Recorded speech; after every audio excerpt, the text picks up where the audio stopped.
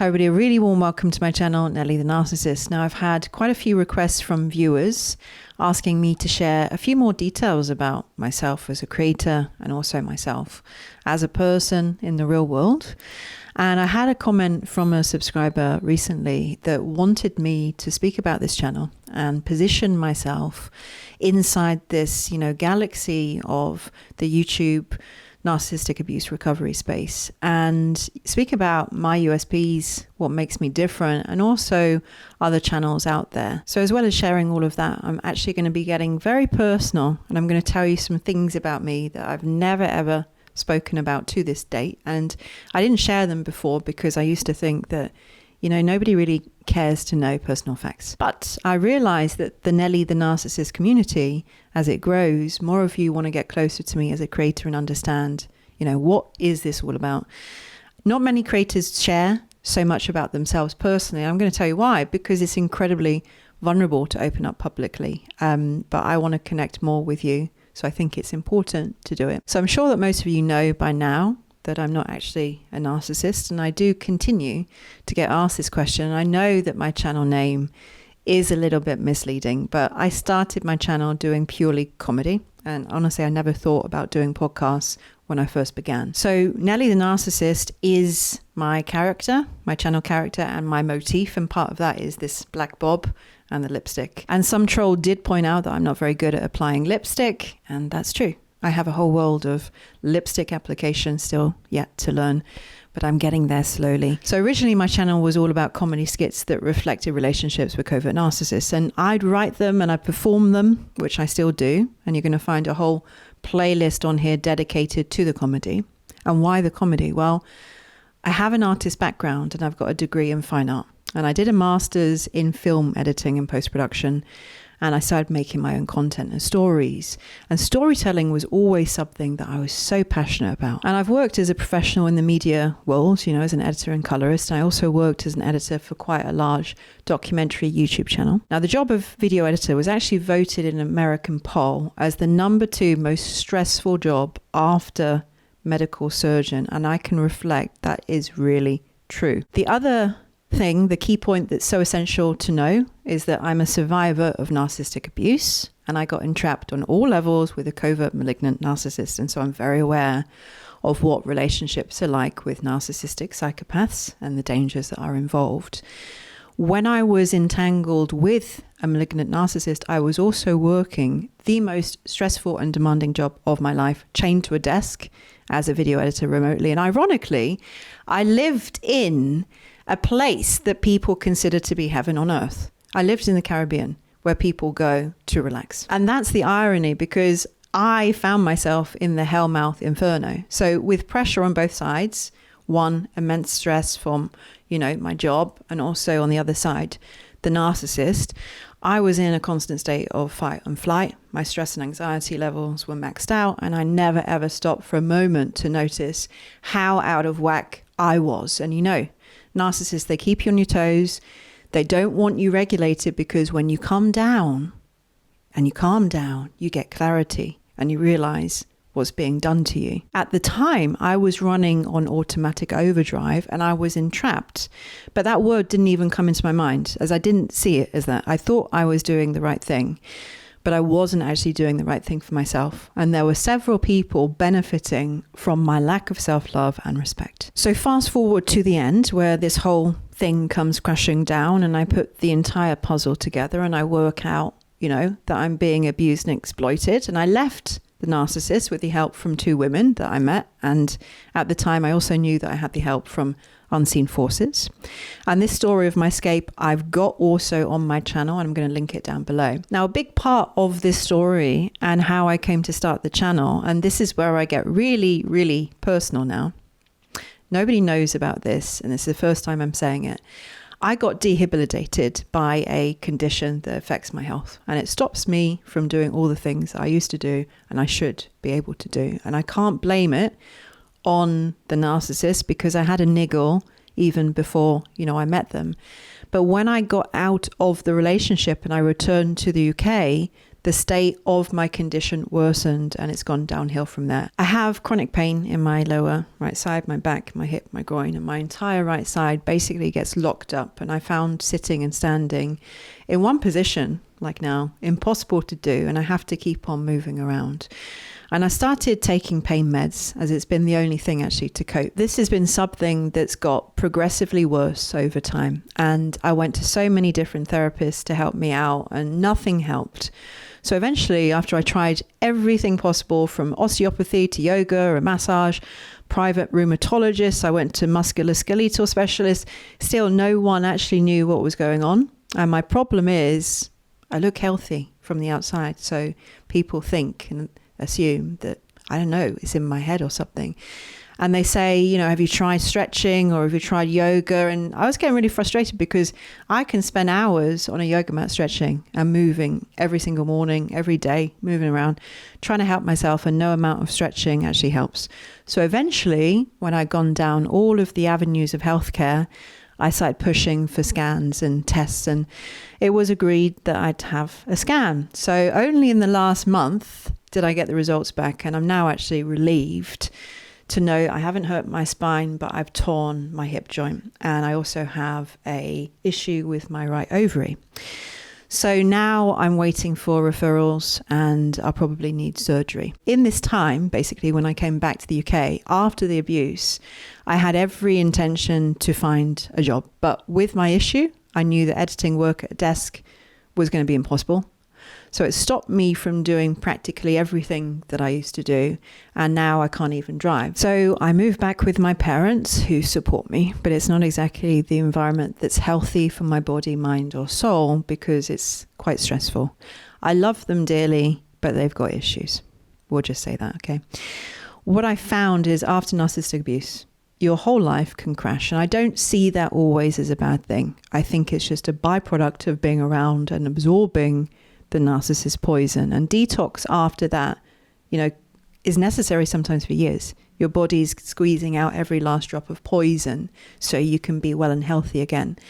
And I've got a spiritual perspective, and I believe that my life needed to shift course quite hugely. And being stopped to work, I believe, is because I was on the wrong trajectory. And sometimes illness and things that we perceive so badly, they can be beneficial to us, and they are redirecting us to where we're meant to go. I knew with all of this, I needed a positive creative focus, because boredom is the worst thing, especially when you're in a dark mind space and you're very weak and you're exhausted and you're not doing anything after a narcissistic parasite sucks you dry. And when I first got the idea of starting a YouTube channel and doing comedy, still, at that time, the state of my body wasn't as bad as it is now. And I knew the only way to get through the bleakest period of my life was to channel that energy and that experience into something, that was meaningful. And I've got two drives inside of me, and one's helping others and the other is to create. And I need to do both to be happy. And that's why creating in those corporate environments and those industries, they never worked for me, because I needed and wanted a higher purpose, not just to sell products and make people money. And I used to think that I'd have to choose between my creativity and my spirituality. Because another fact that you don't know about me probably is that I trained in energy healing for 2 years, and I lived on a spiritual meditation retreat. And I never considered before how I could unite both parts of who I am. And I had no idea how starting this channel would eventually give me the opportunity to bring all of these parts together. So I already had the idea in my head, and it was Paula actually over at NarcCon who encouraged me to do it. And Paula was a channel that I found on YouTube very early in my recovery, and I really needed it. And I was amazed because her videos, they spoke my language. She was very down to earth and genuine. And I found not only, the fact that she's funny, I was laughing at some of her jokes, but she explored the spiritual aspects of the abuse in a way that I hadn't heard it spoken. And I took great comfort in watching her videos. And this was one channel that really saved me during a dark moment. And without YouTube, I probably wouldn't have had the incentive to go on. And I realized from the videos that I wasn't alone. And the spiritual ideas that I gathered about narcissists through my experience were also being shared by others. So I didn't feel like I was going round the bend. And from watching her channel, I think that I recognized how important the work on YouTube is as a resource for survivors that are really struggling and in dark times. And for me, the only people, in my opinion, that are qualified to really talk about these relationships are those that have been through them themselves. It really bothers me when the larger channels start to talk about narcissism and narcissistic relationships and how to identify narcissists when they have never, ever met a narcissist or been in a relationship with one in their life. And they're only doing it because it's a trending topic. That is a real problem for me, because if you haven't been through it, if you don't know about it really, really deeply and truly in your whole being, then the chances of you putting out misinformation are going to be heightened. And if you've got a huge channel, that's a problem. I tried different therapists and I didn't get too far, because either people, they didn't know about narcissistic abuse and they said that they did, or they're coming from too much of a psychological background. And quite honestly, I realized there wasn't much that they were able to help me with or teach me. Although this isn't true for everybody, because probably, of the nature of my spiritual training, I've been quite good at guiding myself through and knowing what needs to, be done. And I'm not saying that I wouldn't have benefited from someone to talk to that could help me, but there were times that I did need help. I just couldn't find anybody that was right, So I relied on myself to get through. And whenever I needed a fresh perspective, sometimes I'd listen to other channels and I'd get information through and see what resonated, because not everything does resonate, as you know. And then we have to filter it through our own heart and figure out what feels like truth. And you feel so alone after narcissistic abuse, and you need help, and you do need community. And I used to watch a lot of videos. Some helped, some didn't, because I needed to know I wasn't the only person. And if the abuse isn't bad enough itself, after abuse, you can feel like you've been dumped back into the world, so lost and alone and disorientated. And one viewer and friend of mine likened it to being kidnapped and stolen away, and then one day being dropped off on the side of the road, not knowing what happened to you or where you were. And this actually describes exactly accurately how it feels after a narcissistic relationship. So like most of you, I watched loads of YouTube channels. And, you like a title and you click on it, and sometimes the creator or video resonates, like I said, or it doesn't. And not always does every video that a creator make resonates with you. And that's okay. We can take what we need, discard the rest. Richard Granham, for example, I think that his contribution, honestly, to this space is outstanding. And he started it a very long time ago, and he's a survivor himself, and he's mapped his own way out of abuse, and he uses his systems to help a lot of people do the same. Now, some of what he says has been very valuable to me on my journey, but I don't agree or resonate with everything that he says, because he focuses purely on the psychology. And although it's a large factor and it's really important, I believe that the spiritual aspect is even more important. And when it's not honored and it's not incorporated, then a major part of this is missing. And there are some hard to reach places that I think psychology can't go. And I've always felt that. And that's why I've actively sought out the spiritual in my life since day one. And I've actually found that going through narcissistic abuse has strengthened my spiritual connection, and I trust my intuition way more than I ever used to. And I feel very guided in what I'm doing right now, and it brings me a lot of satisfaction and peace, and I find it great honor to be able to help and serve others. And somebody I know said that I had inspired her because I'd used the trauma that I'd faced and it had become my Red Bull. And I really feel it's so important to channel and alchemize the whole experience, because it was incredibly negative, and yet so much positivity could potentially come out of it. And sometimes I lose faith. I'm human. I lose faith. I doubt myself. I doubt what I'm doing. And then something happens, and usually through feedback from a viewer or an email or guidance that I do with somebody, where I'm reminded how important this work is. So on the topic now of other YouTube creators and sharing a bit more of my opinion about them, let's talk about Dr. Ramani. She's got the largest YouTube channel that's covering this topic of narcissistic abuse recovery. Now, I can't say anything obviously against her. I'm not going to say anything against anybody in this video.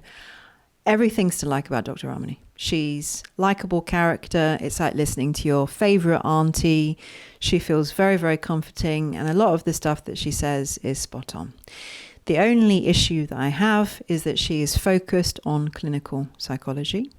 And once again, she does not honor anything to do with like the holistic person or the spirituality that is so necessary, again, in my opinion. And so anything that she says, I filter through my own spirituality and I dig for a deeper understanding. Now, I like something that Paula said over at NarcCon that I heard in a video once. And she said that clinical psychology, when we are just approaching this subject of narcissism through a purely clinically, psychological approach, we are cleansing, cleaning, and purifying what it is way too much, because there is a far deeper, darker reality to this and a whole underworld that needs to be brought out into the light. And Dr. Ramani, she doesn't honor, obviously, the spiritual. She calls it woo-woo. And myself, you see, with a deeper understanding of the spiritual reality, when I hear people say this, I do understand what they're referring to. And I usually, they're thinking of a very fluffy and far out idea of spirituality. But, I cringe where I hear someone refer to the term energy as woo-woo, as I heard her once doing a video, because energy is part of life and it is life. We wouldn't be alive if there wasn't any energy present within us. And when the energy is gone, the physical body dies. Energy can't be destroyed. Science tells us it's not possible. Energy just changes form and is redistributed. Now, energy is way more scientific than anybody might know. And we can all feel energy. And when you walk into a room, for example, and two people have been arguing, you can feel it. It's the feeling of the energy. We all have the ability to sense it. And we all have intuition, inner tuition that guides us. And it wishes to keep us safe, by the way. And I've always believed that just to keep everything in the human mind and look at psychology, we're missing. We're missing the spiritual connection to our own guidance system and intuition, and also to the truth of our own hearts. And I don't discredit the mind. The mind's so important, but I believe we need to combine it with the spiritual. Now, Dr. C at Surviving Narcissism is another clinical professional, and I don't believe that he's a survivor of narcissistic abuse, or I haven't heard anything that he is. But he does offer some really great practical advice. And again, I feel like something is missing when the creator hasn't been through it themselves. It becomes too surface level in textbook, and I believe, you have to understand the pain and suffering of this abuse. It's extremely complex for people to understand. I like, for example, Andrew at Narc Daily, because he's a survivor, and so all of his content is very focused on keeping people away from narcissists and reminding you of who they are. And you can feel and see the suffering that he's gone through is visible. And he's come out, the other side of it. And I believe the work that he does, is incredibly genuine. But somebody else that also immensely helped me is a narcissist. And he's the only narcissist that I watch, and it's Professor Sam Vaknin.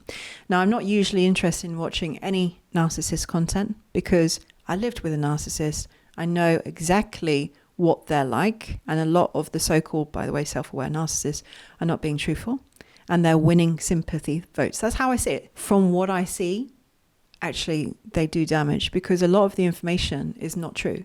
Hardly any narcissists with NPD are curable or manageable. And self-aware narcissists, a lot of them are given the idea that they're like everybody else, and narcissists can improve and get better. And this is irresponsible, if you ask me, because it can lead to victims creating false hope and staying within dangerous and destructive situations. At least Professor Vaknin, as a narcissist, keeps it real, and he doesn't make, narcissists seem any less of a danger and a threat to humanity. And his, in-depth psychological approach and information I find resonates very deeply with my experience. on a level of truth. And I run everything, like I said, through a spiritual filter, as once again, and no surprise, he doesn't honor the spiritual. In fact, he decries it. In any case, I still find a lot of, videos of his incredibly thought-provoking and educational, and I think that he offers the best psychological resource on YouTube. It's like going back to university. It's a real study library. I really don't care who he is in real life, or whether he's a good person, or whether I'd like him or not. I mean, he's a narcissist, so obviously not. But I do believe that his content has the power to save lives. So nowadays, I've got little time to watch other channels, as this YouTube creation is all consuming. But I do my best in the circumstances, and people have wanted me to post more videos, but it's hard right now to output more because I can't physically spend more time standing or sitting. This has been a roadblock for me in my video creation, but I've pushed through it, and I continue doing what I do and posting every week. And I moved to podcasts because I realized that there was a lot to say and be said, and it wasn't enough to just do the comedy, because many people needed more, and I recognized that. And that's how the podcast came about. And now I bring in my own spiritual background and beliefs into what I speak about. And a lot of the content that I make is based upon requests and comments that stimulates further discussion. I think, hey, that's really interesting to talk about. So that is an overview of me and the channel, and the work that I do. And below in the description box, I'm going to add some links to other videos if you'd like to know a little bit more, if you don't already. And let me know by leaving a comment below what you think about all of the creators that I've spoken about. I'm sure that you have an opinion. Do you agree with me or do you disagree? For now, I'm going to send love. Take care. Thanks so much for watching, and I'll see you all again next week.